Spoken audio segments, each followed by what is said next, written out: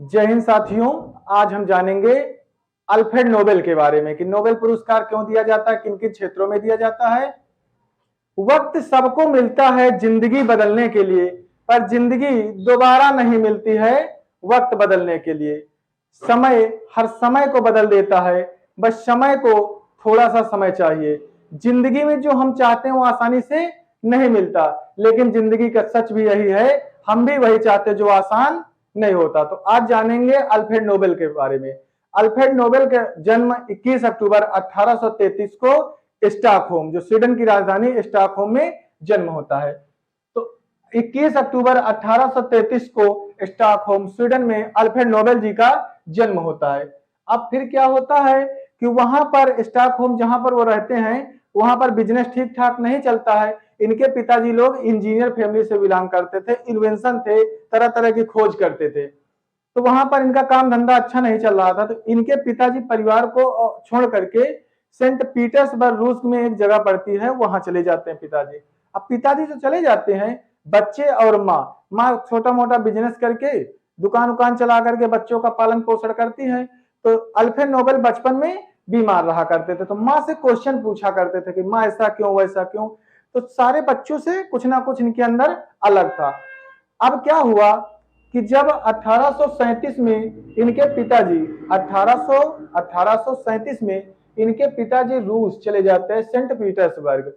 फिर उसके बाद जब बिजनेस वहां अच्छा चल जाता है, ठीक ठाक कमाने लगते हैं, तो अपने परिवार को स्टॉकहोम से कहां बुला लेते हैं, सेंट पीटर्सबर्ग रूस बुला लेते हैं। कब?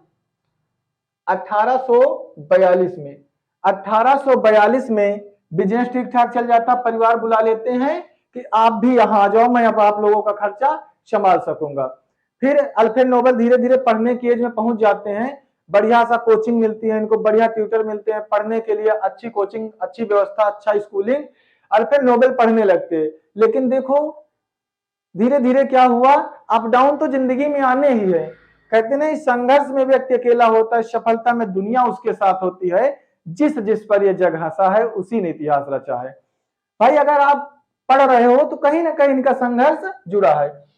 अब क्या हुआ, 1856 में क्रीमिया युद्ध का नाम सुना होगा। 1856 में एकदम लास्ट स्टेज पर था युद्ध। तो जो इनके पिताजी के कंपनी में हथियार बनते थे वो यही क्रीमिया युद्ध में सप्लाई होता था। युद्ध धीरे धीरे खात्मा की ओर चला।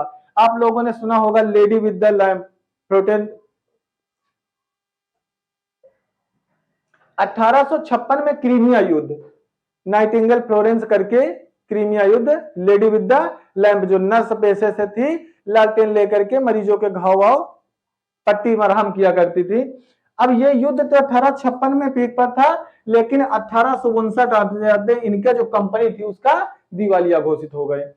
अब धीरे धीरे अल्फ्रेड नोबेल के पिताजी तो दिवालिया घोषित हो गए इनकी कंपनी, लेकिन अल्फ्रेड नोबेल धीरे धीरे बड़े हुए तो इन्होंने क्या किया, 1862 का साल था, 1862 के साल में इन्होंने एक छोटी सी कंपनी लगा ली, छोटी सी कंपनी लगा ली, और वो कंपनी ठीक ठाक चलने लगी, कमाने लगी। तो उसके 2 साल बाद 1864 का साल था, ये 1864 कंपनी में आग लग गई, क्योंकि ये नाइट्रोग्लिसरीन बनाते थे, जो विस्फोटक था उसमें आग लगना आसान था। तो 1864 में नाइट्रोग्लिसरीन में विस्फोट हुआ, बहुत सारे वर्कर मारे गए और इनके एक भाई की मृत्यु भी हो गई थी। वर्कर भी मारे गए और एक इनका भाई भी चला गया उसी फैक्ट्री में।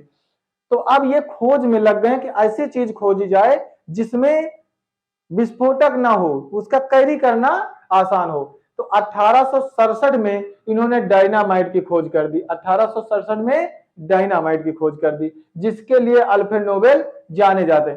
इनके पास 350 पेटेंट थे, यानी कोई एक चीज भी बना ले तब भी महान। ये इतने देशों में अपना चाहे तो अपने सामान बेच सकते हैं जिसको जिस रेट में चाहेंगे, तो इसके लिए अल्फ्रेड नोबेल जाने जाते हैं। अब एक दिन सुबह का समय था, बड़े लोग ऐसे भी अखबार पढ़ने के, पेपर पढ़ने के शौकीन होते, सुबह पढ़ रहे थे तो मेन जो हेडिंग पड़ी थी उसमें लिखा था मौत के सौदागर की मौत। तो इन्होंने ऐसा पढ़ा कि हमारे बारे में ऐसा छपेगा, तो इनको ऐसा लगा कि बेशक मेरे पास आज पैसा है, मेरे मुंह पर कोई नहीं कहेगा, लेकिन बाद में लोग ऐसे जानेंगे।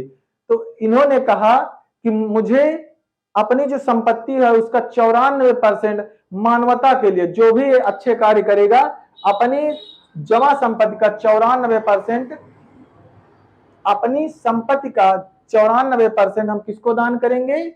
मानवता के लिए जो अच्छे कार्य करेंगे। तो 1895 में लास्ट बिल बनाते हैं अपनी, और कई बिल बनाए लेकिन लास्ट में जो 1895 में लास्ट बिल बनी उसमें वो बिल कोर्ट में जमा हो गई।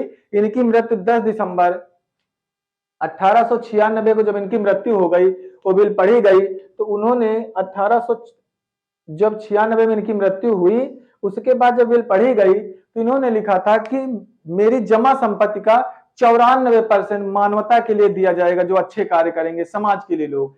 अब देखो हुआ क्या, ये तो 94% ठीक हुआ। इन्होंने एक आयरन स्टील का कारखाना था, उसको खरीद करके उसको मॉडिफाई करके उसमें बोफोर्स तोप बनवाए थे, जो बोफोर्स तोप जो कि कारगिल युद्ध में बहुत कारगर, पहाड़ियों पर 35 किलोमीटर रेंज तक उसकी फायरिंग थी। तो अब क्या हुआ, इन्होंने डिसाइड किया है कि किस किस क्षेत्रों में दिया जाएगा। तो भौतिक विज्ञान यानी फिजिक्स के क्षेत्र में दिया जाएगा, रसायन विज्ञान यानी केमिस्ट्री के क्षेत्र में दिया जाएगा, और उसके बाद चिकित्सा मेडिकल के क्षेत्र में दिया जाएगा, मेडिसिन के क्षेत्र में, और उसके बाद लिटरेचर यानी जो अच्छा साहित्य लिखेगा उसको दिया जाएगा नोबेल पुरस्कार। और शांति, पीस, शांति का नोबेल पुरस्कार। शांति का पुरस्कार की मान्यता इसलिए है क्योंकि सारी चीजें तब है जब शांति रहेगी। उसके बाद लास्ट में ये जोड़ा गया था अर्थशास्त्र, अर्थशास्त्र के इकोनॉमिक्स के क्षेत्र में दिया जाएगा। तो ये थी हमारी नोबेल, अल्फ्रेड नोबेल की कहानी। तो अल्फ्रेड नोबेल के नाम से जो नोबेल पुरस्कार मिलता है, इन्हीं के नाम से नोबेल पुरस्कार दिया जाता है। अब इसके नाम की जैसे घोषणा हो गई सितंबर में, सितंबर अक्टूबर में इसके नाम की घोषणा हो गई। अब मिलना कब है? 10 दिसंबर को, जिस दिन इनकी मौत हुई थी। पेपर में क्या छपा था? मौत के व्यापारी की मौत, मौत के सौदागर। तो इन्होंने कहा कि ये जो पुरस्कार दिया जाएगा ये 10 दिसंबर को, तो मौत के दिन। उसके बाद जो अक्टूबर में नाम की घोषणा हो गई, अक्टूबर से लेकर के दिसंबर तक मान लो नाम आ गया उस व्यक्ति का, और उसकी मृत्यु इस बीच में हो जाती है तो उसका पुरस्कार दिया जाएगा। तो ये थी हमारे अल्फ्रेड नोबेल की। अब हम जानेंगे कैसे कैसे किन किन क्षेत्रों में किन किन लोगों को नोबेल पुरस्कार। जैसे अल्फ्रेड नोबेल सबसे यंगेस्ट मिला है मलाला यूसुफजई को शांति का नोबेल पुरस्कार, उन्हीं के साथ कैलाश सत्यार्थी को भी मिला 2000। अब देखो 2014 में मिला कैलाश सत्यार्थी और मलाला यूसुफजई को। मलाला यूसुफजई सबसे यंगेस्ट है। 1913 में जैसे शांति का नोबेल पुरस्कार किसको मिला? भारत के रविन्द्रनाथ टैगोर को, गीतांजलि पुस्तक के लिए। तो आप लोग मेहनत करो, अच्छे लोगों को पढ़ो, अच्छे लोगों के विचारों को पढ़ो। पढ़िए एपीजे अब्दुल कलाम को, पढ़िए आप सुभाष चंद्र बोस को, पढ़िए आप भीमराव अम्बेडकर जी को। ऐसे महान लोगों को पढ़ोगे तभी जीवन में कुछ आप कर सकते हो। किसी के जैसा बनना है तो उनके जैसे आपको मेहनत करना पड़ेगा, संघर्ष करना पड़ेगा। बिना संघर्ष के कुछ होने वाला नहीं है। किसी एक इंसान की मदद करके दुनिया तो नहीं बदलने वाली, लेकिन जिस इंसान की आप मदद करोगे उसकी दुनिया जरूर बदल सकती है। जय हिंद साथियों।